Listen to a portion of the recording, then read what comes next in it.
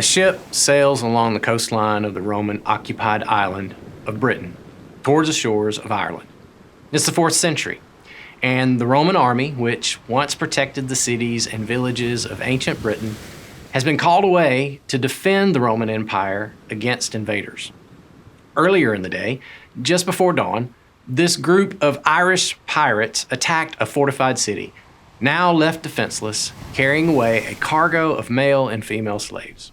Among this cargo is Patrick, the nearly 16-year-old son of a British magistrate. Though his family escaped the attack, Patrick was now en route to a life of hardship and suffering that he was not prepared for. And though he grew up in a Christian home, he has no faith of his own. But as he is taken as a slave into the service of a Druid tribal chieftain, Patrick learns to pray. In his long hours as a herdsman tending to sheep and livestock, Patrick begins praying.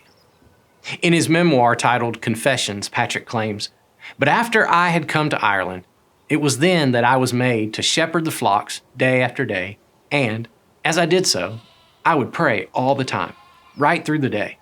More and more the love of God and fear of Him grew strong within me, and as my faith grew, so the Spirit became more and more active. In snow, in frost, in rain, I would hardly notice any discomfort. And I was never slack, but always full of energy. It is clear to me now that this was due to the Spirit within me." So Patrick grew in favor among his fellow slaves. Eventually, he earned the nickname Holy Boy, and his devotion to Christ grew as well. He was known to pray through the night, trusting God for all that he needed. But the evil of slavery is so cruel and inhumane that the prayers of Patrick in Ireland were filled with the cries of suffering, and the Lord heard his prayers. Just as he did for a woman nearly 1,500 years earlier, crying out to God because she was unable to bear children. Her name was Hannah, and she was married to a man named Elkanah. What made her pain even worse was that Elkanah had another wife, and she had given him several children. And Elkanah's other wife would taunt Hannah every time they would come to the tabernacle, their place of worship. But one day, Hannah had gone to the tabernacle alone. And the book of 1 Samuel records Hannah was in deep anguish, crying bitterly as she prayed to the Lord. And she made this vow, "O Lord of heaven's armies, if you will look upon my sorrow and answer my prayer and give me a son, then I will give him back to you, and he will be yours for his entire lifetime." And the Lord heard her prayer, and he saw her tears, as did Eli, a priest in the temple, who saw Hannah crying and moving her lips, but he couldn't hear her talking. So he said to her, "Must you come here drunk?" he demanded. "Throw away your wine." "Oh, no, sir," she replied. "I haven't been drinking wine or anything stronger, but I am very discouraged, and I was pouring out my heart to the Lord. Don't think I'm a wicked woman, for I have been praying out of great anguish and sorrow." "In that case," Eli said, "go in peace. May the God of Israel grant the request you've asked of him." And the author of 1 Samuel tells us that Hannah is brought joy by this act of compassion by Eli, and she returned home no longer sad. Now, neither Patrick nor Hannah would have ever planned to end up in the situations they were in, but they trusted God. They devoted themselves to him, and the Lord changed their plans.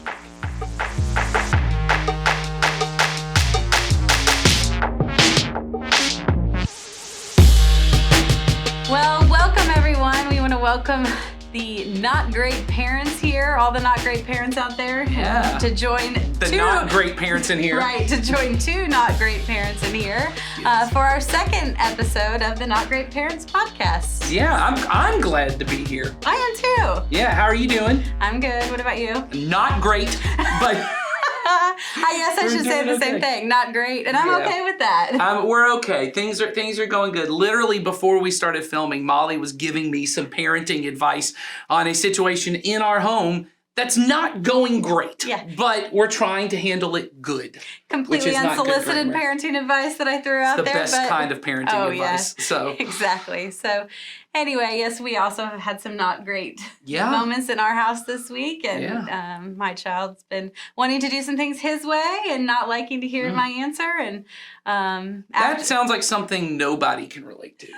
right, we all can relate to that. Yes, exactly. So, but you know what? I'm proud to be a not great parent because I think I think in the responses, which haven't all been perfect with my kids, but certainly they have been responses that have had God at the center, and I've been trying to do the right thing in those moments with my kids. Well, and I think in particular to what we talked about here on the very first episode of this was this idea that our goal is not to be great. In fact, if I pursue great, and so the situation, I don't know what situation you're talking about, but the situation we were talking about, which is a similar thing, there's something I know that would be good for my kid to do, and I want it done my way, on my schedule. But my pursuit of this has to happen in this way at this time, which would be great if it could happen. That pursuit of I'm a great parent who can get things done on the schedule in the time I want ends up not allowing me to behave like Christ in that situation. And I think the benefit that, Molly and I have having these kind of conversations, and hopefully will be this way for you as you listen, is we get that little bit of a check that when someone goes, hey, that may not be the most Jesus way to approach this situation, it allows you to remind yourself, my goal is not great, but it's to be good like Christ is good. Right. And have Christ-like responses to things, and to model that for our kids. Well, because you can't force your kid to follow Jesus. Now, what I mean by that is not you can't bring them to church, because you are in charge of where they go. Absolutely. I'm not saying you can't make them read the Bible, because you are in charge of, hey, these are the way our family's going to operate. What I mean is you cannot force Christ-likeness into them. You will be patient. You will be kind. But what we can do is be Christ-like. Right. I can be patient. Right. And in the particular situation we were talking about, because it's something I want to happen on my time, is I can't get you to move past this thing, but I can be patient because I have the perspective of an adult to go, this isn't going to go on forever. Right. And this situation isn't going to be the way I want it to be forever. And so my goal is just to model what Christ is like, and hope that because Christ's way is so good and pleasing and perfect, they in their own way, in their own time, will say, that's the best way to live. Right. It's no different than when we're talking about adults too, and we say, let's try to live our lives in a way that's appealing to others. That's right. It's the same thing with our kids. We're modeling that, and we're saying, this is how to handle this situation, and we're showing them different ways, and our kids are such observers of us. Yeah. And so that is, not any different, and they can yes. They can learn those things from us. The goal, with the parenting, obviously, is that we have more influence in that, and we have more ways that we can tee up those conversations or set those, scenarios for kids. But our goal is always to be Christ-like parents and to be good parents, not necessarily great. And like we said last episode, you have to give up great to get good. It doesn't mean that you won't ever get this greatness you're looking for, but it is not a balancing act. It is not, I really want great and I hope I get some good. You have to give up great to get the Christ likeness. The way that Christ would say it is, what good is it if you gain the whole world? Right. What does it benefit you, but you lose your soul? And to recap what we had talked about, greatness is defined not by God, it's defined by the world. Right. We are saying that goodness is this life that Jesus has outlined for us and is clear for us. Yes. Greatness is often what the world is saying our kids should be. Yes, success. And what we should be as parents, and what success looks like. So, well, and as we're going to hear in this story that kind of started our whole thing, where we're looking at the story of Patrick, who, spoiler alert, becomes who we now refer to as St. Patrick. This is the day before. Wait a minute, it's not just about shamrocks and No. We've got a little green in our set for those of you that are watching. Yes, and this should have worn green. This is, what color would you call that? Oh, well, that's like blue-green. That's like a turquoise, but there's some green undertones. There's a little bit of green undertones in that house. So there's a little bit of green here. That was not intentional. It just happened that way. But I did, when I was at Aldi, see a shamrock candle, and I almost bought it for this episode. For those of you who are just listening to the podcast, on our set, we have a candle because I'm a big candle guy. And so we have different candles. This week is the egg hunt candle that Molly got for my birthday. I did. I thought Nathan likes candles. He's partial to the 3-wick kind. I do like the 3-wick kind. I saw some and I thought, Nathan, here you go. And we've been working on planning an egg hunt together. Very much like St. Patrick's faulty description of the Trinity as being a shamrock. The candle fits in the same thing. But you have Patrick that we talked about. You have Hannah, who, as you'll learn in the story, once again, spoiler alert, gives birth to Samuel, who's the prophet, who is the one who God uses to identify King David, who then becomes the line of Jesus. Their life, their plan for their life was not what it was. Hannah had a plan of I'm confident she did. She had a plan of, this is when I'll get pregnant. And this is what my kids will be like. And, Patrick's plan did not include getting kidnapped and sold into slavery. What? So they did not have this as their plan for greatness, but because they chose to seek God. And the plan for goodness. Yes. They devote themselves to God's kingdom, his plan for their life. They end up doing things that we would look at and say, that's pretty great. Mm-hmm. Like it's pretty impactful in the world. And we'll get to that later. But I thought, as we've been talking, don't you think every parent at some point, whether it's when you find out you're pregnant, right, or you're holding that baby, or they're going into middle school or high school, you have a plan for greatness of what their great life is going to be. And often those plans seem pretty clear. Oh, yeah. I mean, you're holding that baby and you're thinking, what are they going to be when they grow up? And who are they going to impact? And you're thinking, will they exceed in this area? Or they excel in whatever it is that they are gifted with? I want them to be the best at that, whatever it is. And I think all parents do that with their kids when they're young. I think, especially if you've got social media.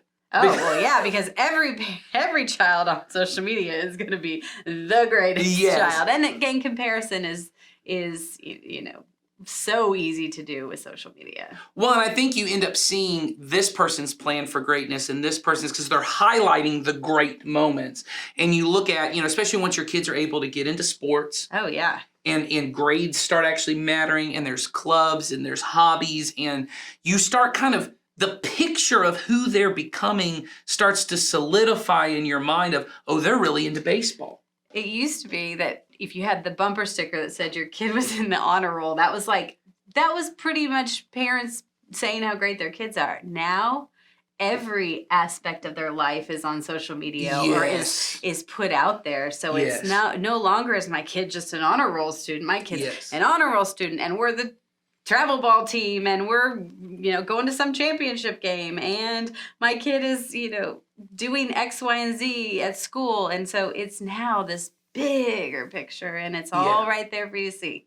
Well, and I think we were talking about it earlier before we were filming, but I get my kid into sports, or I get him into school, and there's going to be some guidance counselor, or there's going to be some coach on a team who will lay out the plan for you. Right. That if you ask them, they will say, if your kid's into baseball, if he joins this travel team and gets this coach, and then he goes and gets tutored on his swing by this person, and he learns how to pitch from this person, and he does X amount of things, scouts will notice. He can get a college scholarship. And that plan sounds great. It does, and it sounds pretty definitive. Yeah, it sounds very, I do this happens next, this happens next, this happens next. And at the end, we spit out that MLB player or whatever or even if it's not that, they just get to have a great high school experience because they're on the high school team. And I know they're not going pro, but they just had a lot of fun.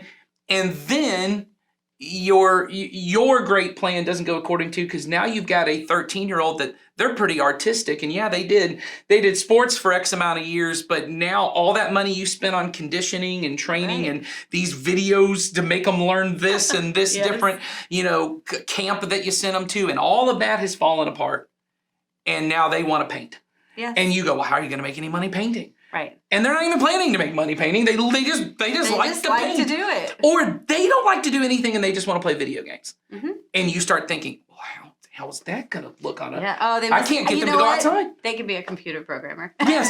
Or whatever. You figure out what the thing is. And maybe video games has nothing to do with their life, but you can't see how it fits into greatness. Right. You just think, well, they're just doing this thing and that's all they want to do. And you're thinking who they are today is now who they're going to be for the rest of their life. Well, and you start thinking through the plan. And if you're like me and you're a planner, and I know you're a bit of a planner, you start thinking out, okay, how can we minimize these things that aren't greatness, and how can I teach them to go out and grind and hustle and learn to make the most of their time?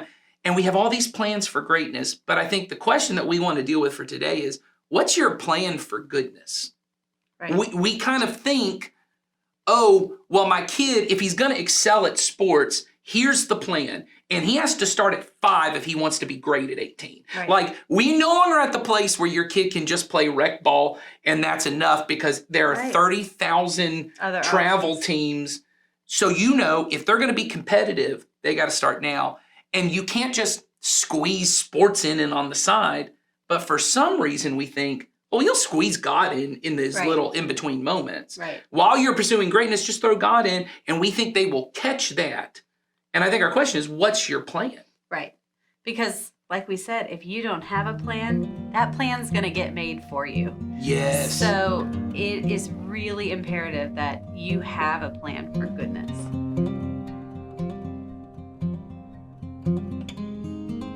My profession is education, and I want students to do well, and I especially want my 2 children to do well. But being able to see that ultimately that is not why we are here. We are not here to make good grades and get into good colleges and get the best jobs out there.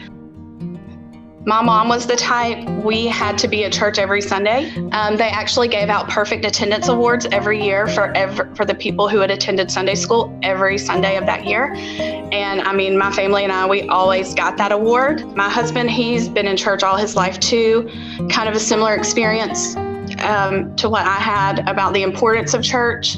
So when we got married, the first Sunday back from our honeymoon, we found a church in Carrollton. That's where we were living. We made the point early on that church is a priority.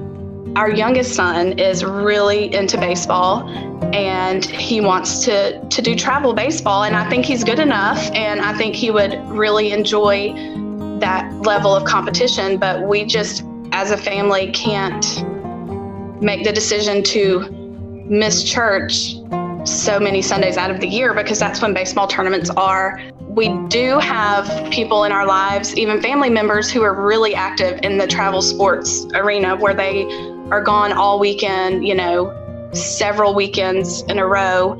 And I have actually had a family member say, Jonah really needs to be in travel baseball.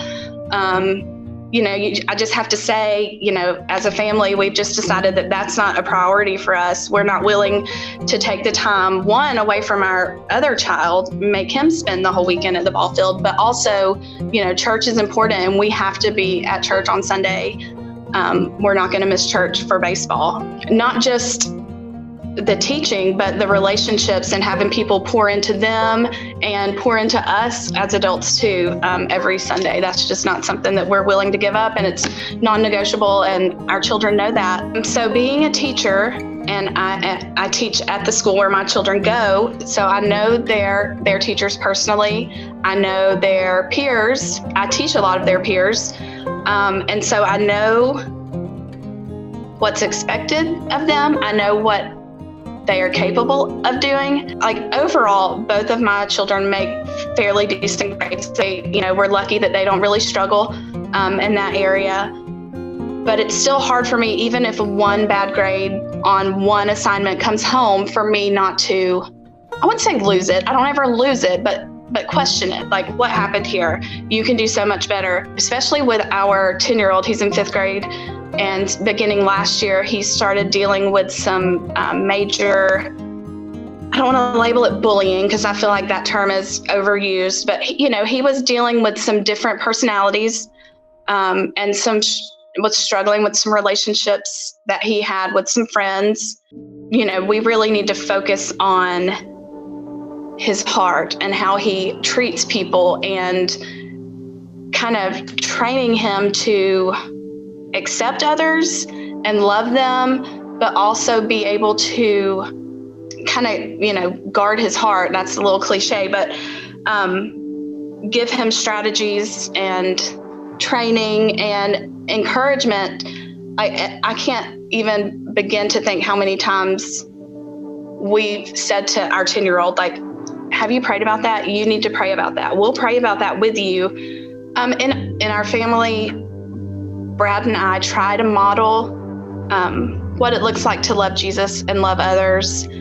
Our kids see us every Wednesday night without fail. We are on small group or virtual, so we sit in the kitchen every Wednesday night on group. They know about our on mission groups. They don't see us doing that throughout the week just because it's early and we do it before they get up. But every other Saturday, they're with us for our meetings. They get tired of like, oh, we're going to run this food to this person, or we're going to the church to do this. And, they will be like, oh, why do we have to do this? And that gives us a chance to explain to them, like, this is how we love people. And it's important for us to show our love to people. My profession is education, and I want students to do well. And I especially want my 2 children to do well. But being able to see that ultimately, like, a 60 on a paper in 5th grade or 2nd grade is not going to ruin their whole life.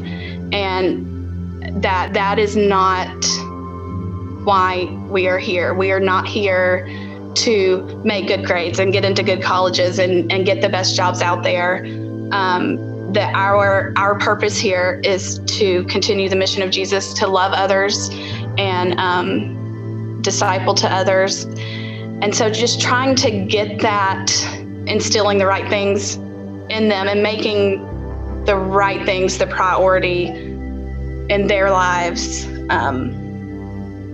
It's a little difficult, and it's something that I feel like I'm learning as I go with that, and doing a lot of self-talk to step back and not be so hard, especially on my 5th grader. Just trying to remember that is not the most important thing. So we know that for each kid and each individual kid, there really is sort of a plan for greatness out there for them. Yes. What the world thinks that they should do to get to their greatness state.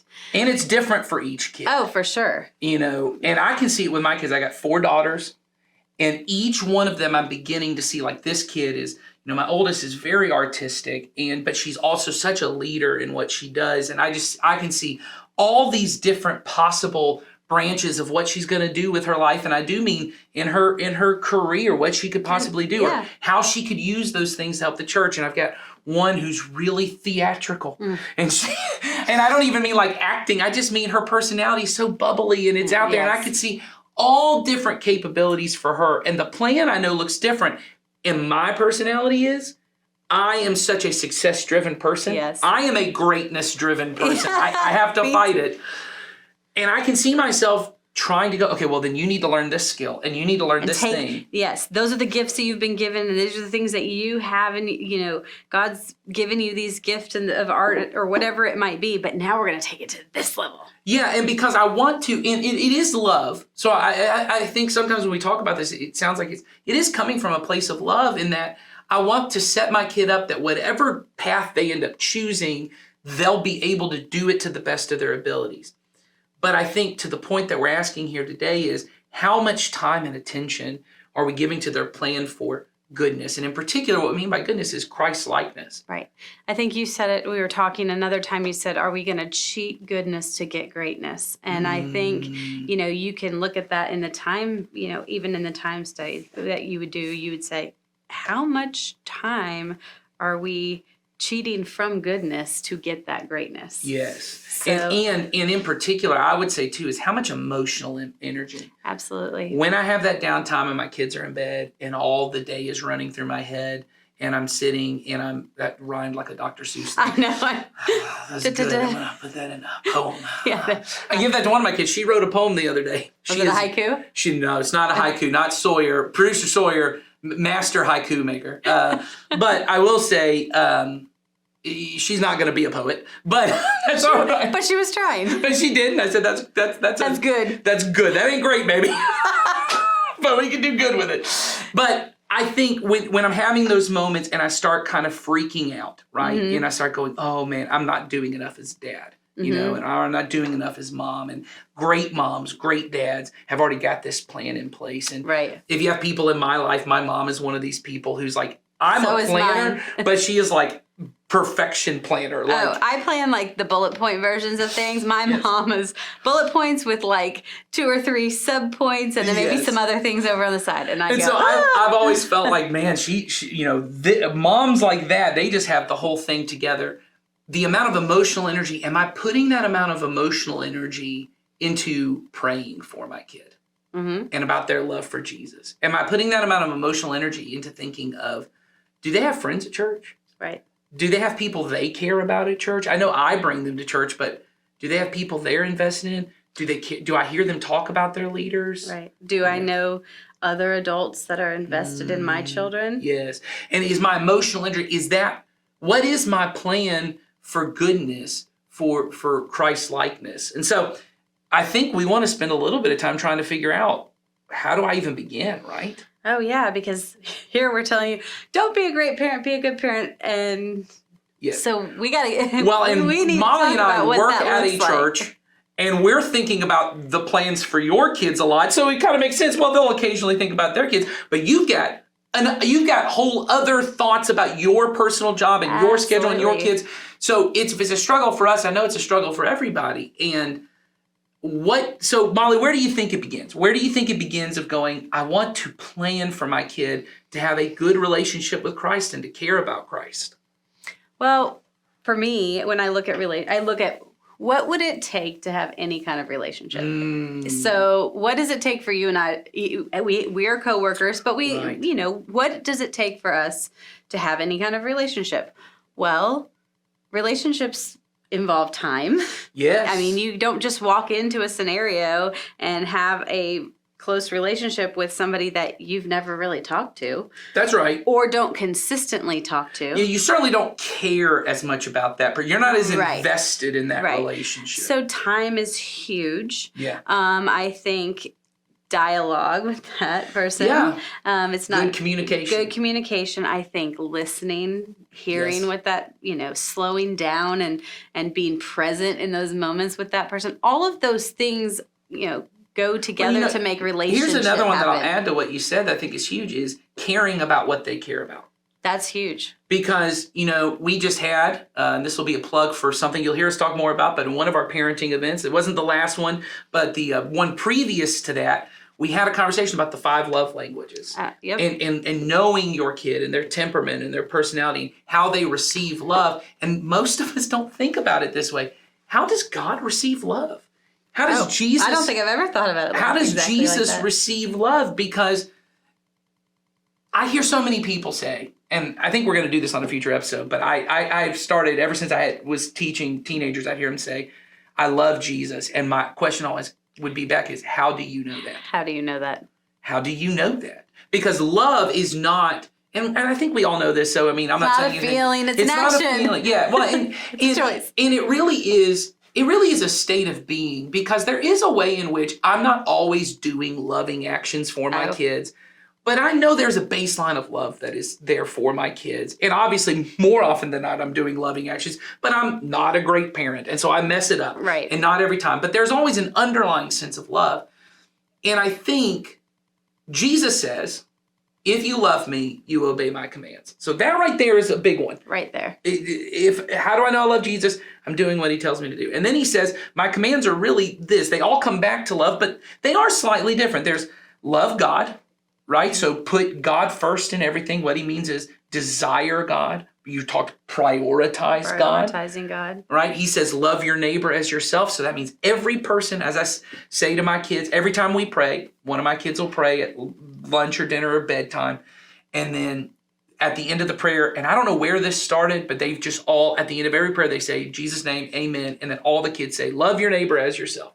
And I think it began because in the pandemic when I had gotten these kids into my home, and I missed so much time with 3 of them, and I was like, I just need to prioritize it. We every morning did what's known as the Shema, which is love the Lord your God with all your heart, soul, mind, and strength. And then I would always add, and Jesus said equal to that is love your neighbor as yourself. So every time we pray, they end whatever they're asking God for, which is an act of love. Praying is an act of love to God. They end by saying, love your neighbor as yourself. And one of the kids will say, and who is your neighbor? And the other ones know to respond, whoever is next to you. So when Jesus says, love your neighbor, he means whoever is next to you. Yeah, whoever is near to me. Whoever Not the person that lives in the house next to you only. Yes. It's whoever is next to you. And so that could be a customer in line. Mm-hmm. That could be the kid that they're in school with in class. It could be a teammate. It could be the teacher they hate. Right. It could be the teacher they really dislike, and they got to learn to do that, which leads to Jesus says, love your enemies. Mm-hmm. That's a command that he gives, love your enemies. So how do I forgive the people? But the big command he gives right before he goes to the cross is love one another just like I loved you. And what he means by love one another is he means brothers and sisters in Christ. Mm-hmm. That doesn't mean, as we've already said, you are to love everybody. Always. That's what we say. Love everyone always. That's love your neighbor as yourself. Right. That's often love your enemies. That's literally love everyone. Right. But Jesus says there's a prioritized command, a new command that I give to you, which is the people in your community, meaning the church community. Those brothers and sisters, you are to love them like Jesus has loved you. And so I would say, like you said, the time and attention. I think we all kind of inherently know, you give time to God, you got to pray. Right. Pray and read the Bible. You got to read the Bible. Every kid's favorite answer to things. Yes. But those are real things. Those are, and I'm not teasing. I just meant we know what those things look like. But if I'm going to care about what God cares about, if I'm going to speak God's love language, right? That's good. That'll preach. There you go. I'm gonna write that. We were brainstorming. I have him on here so he can come up with these things. We were in a brainstorming meeting, and I said something. I don't remember what. And he says, "Write that down." I said, "Write that down. That's good. I want to keep that. I'm gonna put that in a sermon at some point." Right. It happens like every other meeting with you. Right. That is true. I go. Okay? Yeah. He just gets something catchy. And I go. Like, that's good. Let's write that down. That'll preach. That'll preach. So that's good. Speak God's love language. We'll do a whole series. But it's true. I mean, it is. It is good work. But Thank you. That's what I've been waiting my whole life. That's what he wanted to hear approval on that. But Just pat me on the back. That's my love language. It is. It is my love language. Touch and words of affirmation. Those are the ones. So you pat me on the back, tell me I do good here. That's and mine is gifting. Which is why I gave you a candle. So I think, like you said, I think it's knowing that knowing what God's love language or how God wants us to love him, that is. Which is what we would call discipleship. We would call it teaching our children to obey everything Jesus commanded, knowing that he gave special priority to love your neighbor, love your enemies, and love the church. And so I would say that to anybody who says, I want to know if my kid loves God, I would say, I would measure that by how much they love church. Right. The relationship with God is connected. I think that's a good word to say. I mean, I think that connected to the relationship they have with the church. So and not, just to be clear for people listening, not community Christian church. What we mean is their love for brothers and sisters who together we're following Jesus. And right now, that is community Christian church for them. Right. And someday it might not be, but but if you have kids that are going off somewhere, they're going to plug in and connect to another community of that's what we hope believers and go to another church, hopefully. Well, I think that's the goal, right? Yeah, I mean, absolutely. And I think that where we can prepare our children to leave our homes and go out in this world and have their own relationship with Christ. Yes. That is real. Real and foundational to who they are. That's our goal as parents. They're not our children. We didn't design them ourselves. God designed them and entrusted them to us to help them get there so that they would still be connected to Him and in relationship with Him. And I think that's when we talk about you have a plan for greatness, you have a plan for goodness. I think sometimes there are some parents who go, I don't really care if my kid has a great job or has a great this. I just want them to be happy. But what I do know is there are conversations you have with your kids where you go, one day I'm not going to be around. Oh, yeah. And you need to know how to tie your shoes. Right. Or you need to know how to cook. Yes, or how to pay your bills. Or how to, and those are true things. They are true, and I'm not taking that away. What I'm saying is you have a plan to teach them things to take care of their body and to take care of their finances. If you don't, you should have a plan on how to take care of their finances. But all those things, do you have a plan of saying, this is how I'll know that I really tried my best to raise them to love God. Now, once again, and I think we're going to have to say this on this podcast, you can be the best, most Christ-like parent. And because your child is a person, they can choose not to follow God when they're an adult. They can choose to say... God gave them that choice. Right, and love requires that I give them that choice. Exactly. But when they're young, my job is to model Christ-likeness. And so because I follow Jesus, which means I love the church and I go to church, my kids go to church with me. Right. Just like when I go to the grocery store, they go. And when you had like a 2-year-old, whatever bathroom you went into, they also went into. It's not because for the rest of their life you were planning to take them to the bathroom and you said, one day I'm not going to be here. Right. One day I'm not going to be here. You have to do this yourself. But it's part of those stages of parenting that we do where we're we do it with them and we're modeling it and we're training, and that continues on, and it also carries over in the way that we modeled Christ to them. So what does it look like practically then? I think your goal is what when my kid is 18 or 19 or 20 or they go off to college or they're moving out of the house, my goal is that my kid, no matter where they end up, they find a church body to plug into, because I trust that church body will continue their love for God and their love for that. But if I want that to happen at 18, it has to be a priority now. And so I do think when we said it, of how do I measure that I'm prioritizing God, I do think it's how you're prioritizing church with your kids. And you say, so too. This matters to me and it should matter to you. I can say from my own life, I mean, I'm in my 40s now, but I went to church every Sunday. It was just a non-negotiable. Did I have weeks I hated it? Did my parents and I, disagree about it a lot of times? Off and on, yes. Yeah. But did I have friends in my group? Yep. Yeah. Did I have people that were my parents' friends or people in the church that also invested in me? Absolutely. All those things happened. And I did go off and I did my own thing a little bit. But I always knew that I would be going back to church. I would be there that I would be connecting with people. And it would not have happened had that not have happened in my life growing up. And it just became a non-negotiable in my parents' life. And we did a lot of stuff. I was very involved in all kinds of different things, sports, different things like that. But church and being at church and being in the physical presence of people I was in relationship with, that was always prioritized.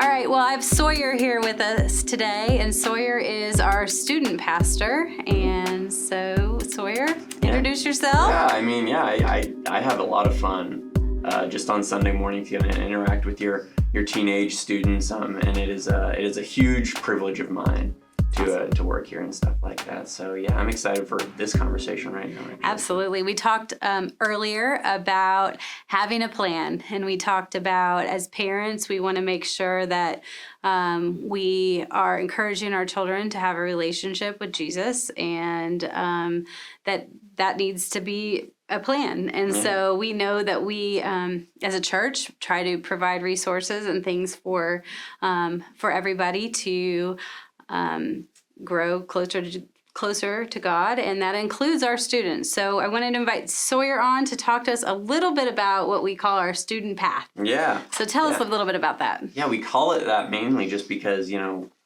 we have an opportunity with kids in general to be with them for a very small amount of time on Sunday mornings usually. And just as someone who works on staff at a church, and I've only been doing it for like a year and a half, I've realized that the amount of intentionality that goes into each and every second of that time has to be like at the maximum, because if it's not tuned as like specifically as it can be, you're gonna have a lot of like sacrifices and compromises that you have to make. And so we want to make as few of those as we can. And we think a lot about like where a kid is right now versus where we want them to be and stuff like that. And so kind of the beginning of the path and the end of the path. Yeah, exactly. And like the end of the path in our, and especially my brain as a student pastor, is like when they graduate high school, where as their student pastor, where do I want them? And like, I also want to be like in agreement with the parents and stuff like that. That's like almost the biggest part of my job, is trying to be on the same page with parents. That is just but you want the children to leave the home and go and join a church and be part of a church community and have their own independent relationship with God. Exactly. And I don't know exactly how that looks, because we're actually really early on in implementing this idea of a student pathway as the thing. And so like right now we've really just got like two things that literally the 8th graders really, they're the only ones that we're like focusing on, because they're going to be kind of the test mice almost. So they're test mice. That's one way of wording it. Yeah. Well, I do think it's really, I know it's new, but the concept isn't new, right? No, it's not. we are doing the same with adults. So tell us a little bit about the first part, which I know is a Bible plan. Yeah, and it's actually something that we've been doing now for, well, at the time of this coming out, I think it'll be about just over a month or so we've been doing it, and it's actually going really great. So tell me how it works. So if I'm an 8th grader or I am a parent of an 8th grader, what does it look like? Yeah, so basically you download YouVersion is the thing. If you're in the 8th grade group with me and Bill and Valicia, you download the YouVersion Bible app. The student does. Yes, the student does. And you create an account. And basically, we just get to see, we're in a Bible plan together. Right now, there's 9 of us in there, 9 or 10 of us. That's great. And, all in the 8th and 9th grade. All in the 8th and 9th grade group. And it's just really great for me personally to see these students making their faith their own. Their parents didn't make them. I was very intentional about making sure that the students know this is on you. Like, I got permission from your parents, but like, you're going to do this. And a lot of them actually went out of their way to make that choice. And it's really exciting just for me as a young youth pastor to be able to see that. Many kids want to do it together. So you all do it through YouVersion, and so do you communicate with each other each day? Yeah, and again, we're early on, so like right now it's literally just like saying, yep, I read it. But like, so it's accountability and also everybody reading the same thing every day, I'm assuming? Yeah, exactly. We all have the same scripture. We have a little devotional that we read. And you know what's exciting is like where it's going to go, how it's going to evolve. I'm really excited because like probably in the next month or two, maybe by the time this episode comes out, we're going to start being like, all right, guys, what was the best part of your day? Through the Bible reading plan. Just trying to create, almost church conversations that can happen in a organic manner throughout the week is the thing. Oh, absolutely. And I think, you say it's small, but that's how training starts, right? Exactly. We're training kids, and you guys are, at a youth age, but we're training, how to, do the steps that we know need to be done in order to, it's stay almost connected like, with Jesus and each other. Yeah, it's almost like building muscle memory almost, That's great. These students right now, they are, they don't have those muscles. I almost have to prompt them to read their Bible. And that's not a bad thing. At their age, I wasn't reading my Bible at all is the thing. Absolutely not. And so the fact that they are, sure, it might have required some intentionality on my part, but that's more than worth it is the thing. If it's going to create an 18 or a 19-year-old that doesn't need my prompting, that reads their Bible independently, that's something that is super key. Right, absolutely. So then the second half that you talked about is something that we also talked about, which is church attendance. So tell me about kind of what you guys do to help foster that. Yeah, actually, this upcoming Sunday, the main point that I make in the entire lesson for the day is start coming to both services. I think that like even more so than the Bible reading plan, this is such an easy step, especially for like you as parents, that you can just get an easy win with your student and their relationship with Jesus, giving them the opportunity to make their faith their own. That's just something that's like so integral. I think about the students who already are doing this. There's like a handful of them that come during first service and we sit together. And I look at those students and I just see students going out of their way to follow Jesus. making their faith their own. And it's inspiring to me, just like individually. And I think as a church, it kind of gives them the opportunity to be seen and to see what else is going on. Absolutely, because I think if you had a student that never sat in service all the way, they only went to student ministry and they weren't there for 2 services, that they are getting something out of that. However, when we talk about them leaving, at graduating or leaving the home and going on their own, if they've never sat in an adult service, that's going to be a very overwhelming experience for them when they try to go to another church. Yeah. Well, it's just like, student ministry is great, but the one thing I want to avoid is a microchasming that happens where students are like, oh yeah, I go to church, but it's actually, I go with my small group or something like that. Right. I want them to see just how big and multi-generational and multi-ethnic this church is and stuff like that. And I think that's so key, and it's just an easy win that you can get as a parent. Absolutely. A few years after her prayer to God, Hannah returned to the tabernacle where she cried out to God for a child. But this time, she was not alone. Hannah brought her son, Samuel, with her. God had been faithful to answer her prayer, and Hannah recognized this gift from God. So after his birth, she named the child Samuel because in the Hebrew language, Samuel sounds like heard by God. And because of God's faithfulness, Hannah was faithful to her promise to dedicate her child to the Lord. Probably with eyes full of tears, yet a heart full of gratitude for what God had done for her, she returned to the tabernacle and found the same priest she had met on that night all those years ago. And so she said to Eli, "As surely as you live, I am the woman who stood here beside you praying to the Lord. I prayed for this child, and the Lord has granted me what I asked of him. So now I give him to the Lord. For his whole life he will be given over to the Lord." And from that day on, Samuel lived at the house of the Lord, serving God alongside Eli and the other priests. I mean, can you imagine the kind of faithfulness Hannah must have to honor her promise to God? But Hannah's heart was full of such gratitude that she couldn't help but dedicate her son to the Lord. The book of 1 Samuel records that each year his mother would visit him when she would return to make sacrifices before God, and over time, God blessed her with even more children. But God had special plans for her firstborn son that she had no idea about. Samuel would grow up not only to be a priest of God, but the prophet that God would choose to speak for him to the entire nation of Israel. And one day, God spoke to Samuel and led him to the home of a young man who would become the most famous king of Israel. Samuel would anoint King David, whose family God would send his son Jesus through. Hannah's son would play a significant role in the story of God redeeming and restoring all of creation through the King of Kings. How could she have imagined what hung in the balance of her decision to give up her plans for her life and her child, and to trust her child to the Lord? How could she imagine Samuel anointing kings? Or how could she know the Son of God coming through one of those kings' family? How could she imagine what would happen in a nation she'd never heard of 1,500 years later when a young man named Patrick prayed to the Messiah from David's line? After more than 6 years enslaved in Ireland, Patrick escaped his slaveholders.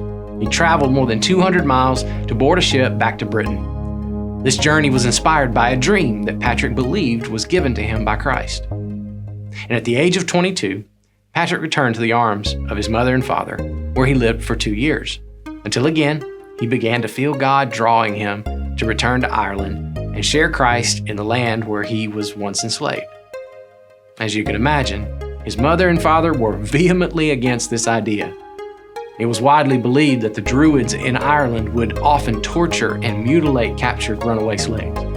But Patrick was firmly convinced that this was the direction Christ, who had led him out of slavery, was leading him yet again.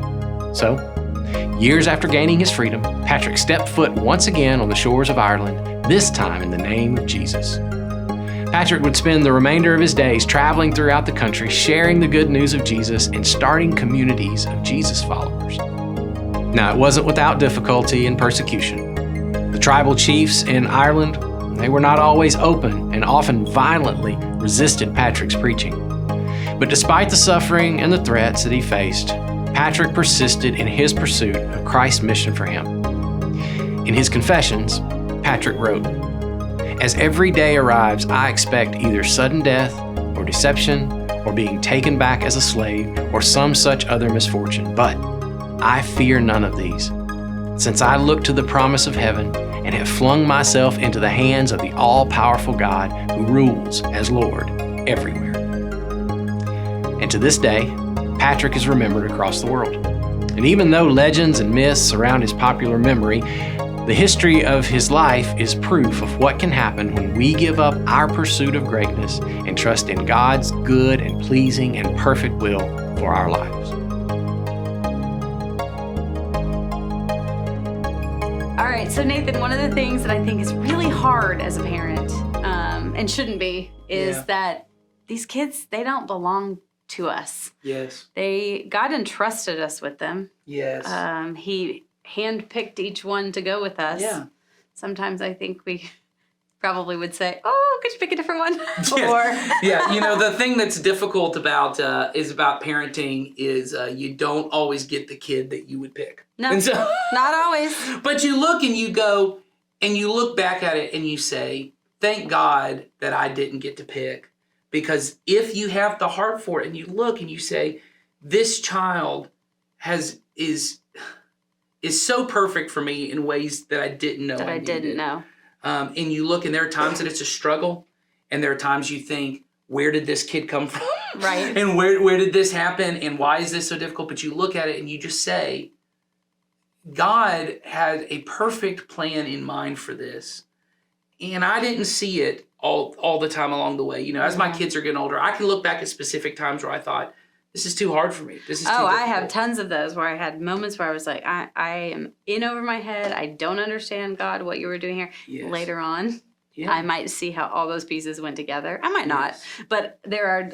Well, maybe those what he was times. changing in me. My dad always used to say, I would hear him say it in sermons, and then he said to me, you know, the person who has to grow up the most when you raise a kid is the parent. Oh.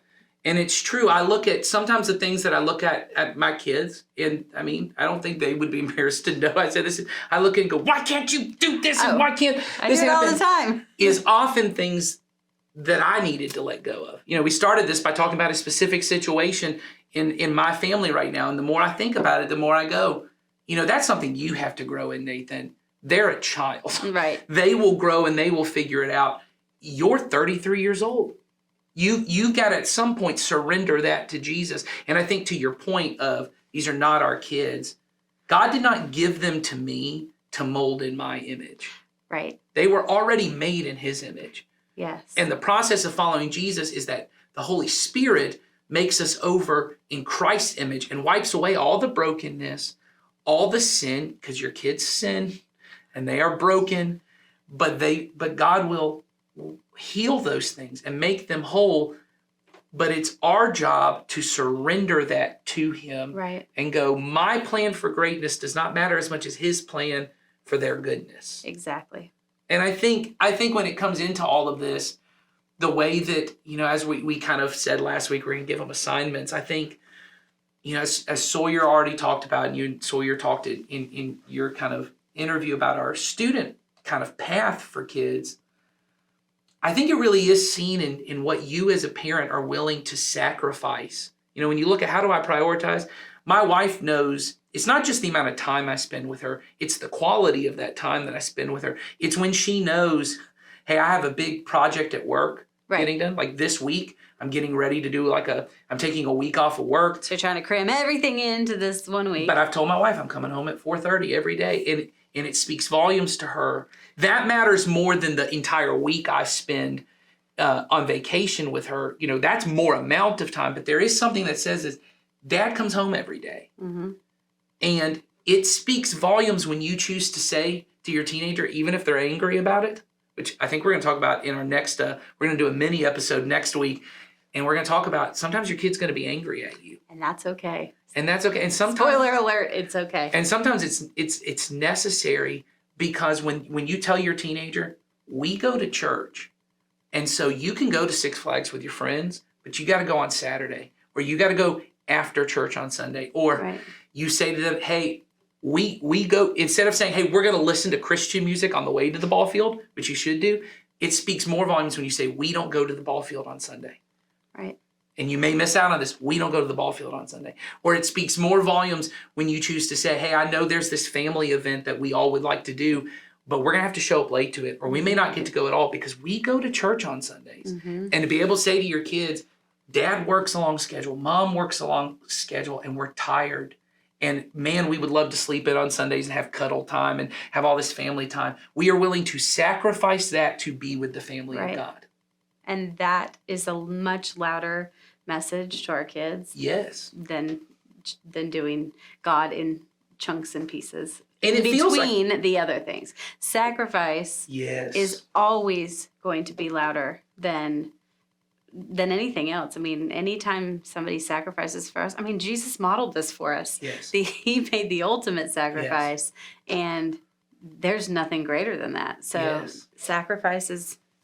sacrificing, time, either family time, sport time, whatever, to be at church is going to be a loud sound in your kid's ear, and Well, it's and I going know to be it's- the right message. I know it sounds bad when we say sacrifice family time. It's not even a sacrifice of family time. It's a sacrifice of the kind of family time because you are when you're a family who goes to church, church is family time. Oh yeah. It just means it's not on the couch eating cereal, watching cartoons family time, which I'm not saying is bad ones. That's what Saturday's for. But Sunday morning is we get up and we go to church, and that is our family time. And then we go to lunch and we talk about what we learned at church.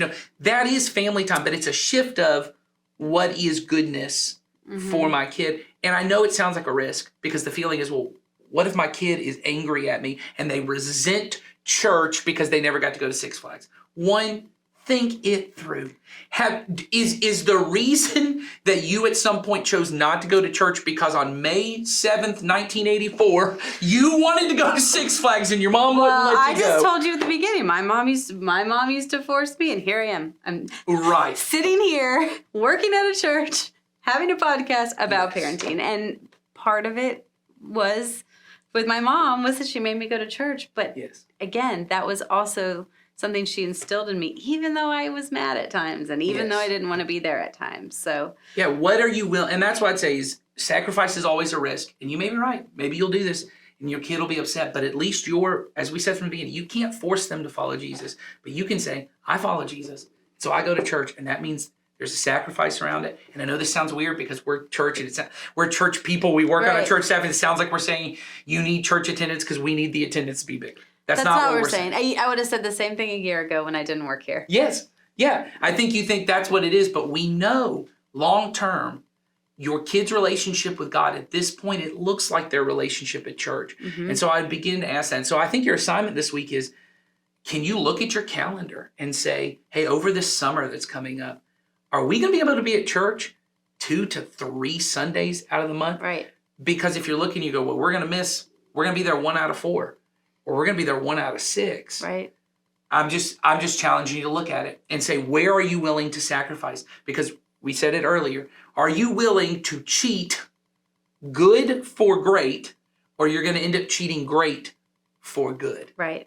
So, it's a matter of prioritizing it and planning it. It's that plan for goodness. You're going to plan for goodness by taking a look at that calendar and seeing where it is that you can say, we are going to be there on these weeks. Plan being at church like you would plan anything else. Yes. And you're prioritizing it. And start doing that with your family. And then you set that expectation, and then they know. And it's not just about your family being here. It's about your family being here as part of the church family. And that is essential. Tell them what they need to know, what they need to do before the next episode. So we gave you your homework assignment, essentially, to look at your schedule. Also, from last week, if you have not downloaded the ParentQ app, go to ParentQ and download the app. Connect with our church by putting in your zip code, and that will link you over to great resources for you, including... Good resources. Oh, they're not great. They're not. That's true. They're not great. But they are good. They are good really resources. Good. So anything we talk about in here, but also stuff going going on in our church. And we also will have a link to a form that you can put in any questions, and we definitely want your questions. And what else am I missing? I think that's it. Next week we have a mini episode, and what that means is we won't have all the segments that we normally do. And shortened, condensed. Yeah, and we're gonna, normally if we have questions, we'll answer them. We won't have them because we're recording it before we release the first episode. But in future mini episodes, which will probably be every other week or so, we'll be able to answer questions. Right. We're gonna be able to talk to some people on our staff who do different things. I think we're talking to Jason Collins next week, who has done some parenting ministry stuff for us, and he's got some advice. And so I think it's gonna be really good. And yeah, so we'll see you guys. So we'll see all you not great parents next week. Next week. Have a good one. See ya.